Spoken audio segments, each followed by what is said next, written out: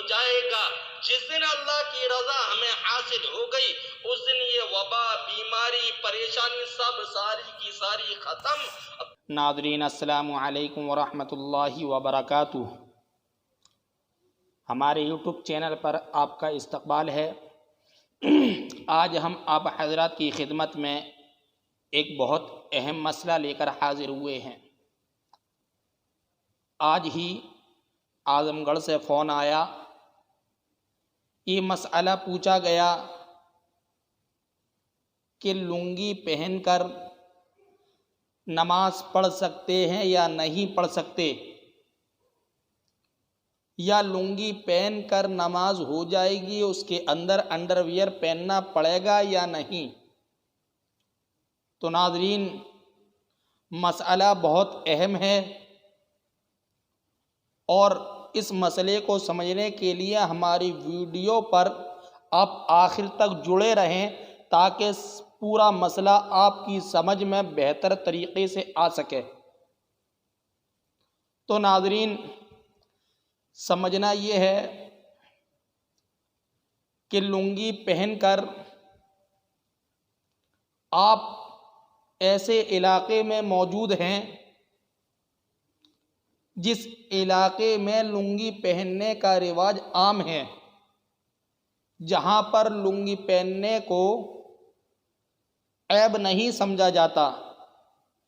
جیسے کچھ علاقے ہیں، بہار کا علاقہ، بنگال کا علاقہ، یو پی کا علاقہ، اعظم گڑھ کا علاقہ، یہاں اکثر لوگ لنگی پہن کر بازاروں میں بھی نظر آتے ہیں، ایک بڑی تعداد میں لنگی پہن کر مارکیٹ میں نظر آتے ہیں، ایک بڑی تعداد میں لنگی پہن کر شادی کے پروگراموں میں نظر آتے ہیں۔ یہاں پر لنگی پہننے کو عیب نہیں سمجھا جاتا۔ تو یہی یہ سمجھنا ہے کہ لنگی ایسی ہے، اگر لنگی آپ کے پاس سوتی ہے، موٹے کپڑے کی ہے، جسے پہن کر آپ نماز پڑھتے ہیں تو نماز ہو جائے گی، نماز میں کسی طرح کی کوئی کراہت نہیں آئے گی۔ لیکن سمجھنا یہ ہے کہ لنگی ایسی ہے کہ جسے پہننے کے بعد سطر چھلکتا ہے، سطر نظر آتا ہے، تو بعض لوگ یہ کہتے ہیں اور یہ سوچتے اور سمجھتے ہیں کہ اگر ایسی لنگی ہے تو اس میں ہم انڈر ویئر پہن لیں، نیکر پہننے سے ہماری نماز ہو جائے گی۔ تو ناظرین ایسا نہیں ہے۔ ہمارے سطر کا حصہ ناف سے لے کر، یعنی کنڈی سے لے کر پیر کی گھٹنے سے نیچے موٹی پنڈلی تک ہے۔ اگر اس کا چوتھائی حصہ نظر آئے گا، چھلکے گا، تو ہماری نماز نہیں ہوگی۔ اور انڈر ویئر، بعض لوگ یہ کہتے ہیں کہ لنگی کے اندر انڈر ویئر پہن لیا جائے تو نماز ہو جائے گی، ایسا نہیں ہے۔ کیونکہ انڈر ویئر جو ہوتا ہے صرف و صرف جانگ تک آتا ہے، پورا سطر اس سے نہیں چھپتا۔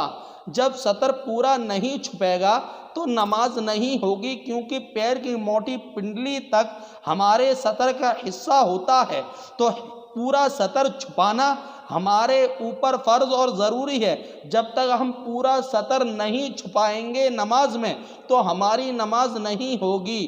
تو ناظرین امید کرتا ہوں یہ مسئلہ آپ کی سمجھ میں بہتر طریقے سے آ چکا ہوگا۔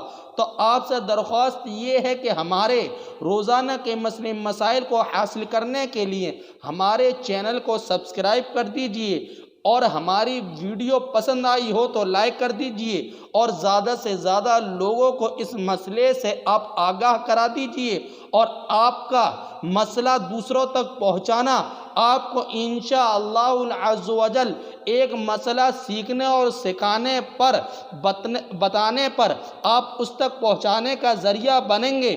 تو آپ کو ایک مسئلے کی وجہ سے 100 نفل رکعات کا ثواب ملے گا۔